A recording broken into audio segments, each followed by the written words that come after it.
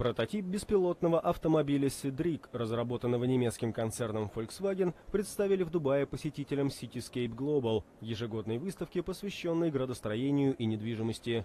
Крупнейший город Объединенных Арабских Эмиратов стремится получить звание самого умного и энергоэффективного мегаполиса мира. И по мнению организаторов выставки, Cedric будет в этом незаменимым помощником. Это автомобиль без водителя, и по информации, полученной от Volkswagen, его можно использовать в городской среде, чтобы помогать людям перемещаться. Идея в том, чтобы внедрить более умный вид транспорта в Дубае.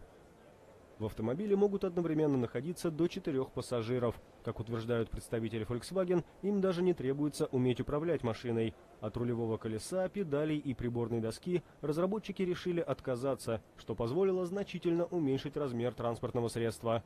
Вместо этого Cedric оснащен 36 сенсорами, которые позволяют ему ориентироваться в пространстве, и встроенным Wi-Fi роутером.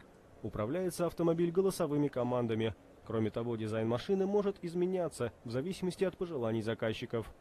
Ранее в Дубае появился первый на Ближнем Востоке робот-полицейский. Он оснащен камерами и программой распознавания лиц и передвигается на колесах.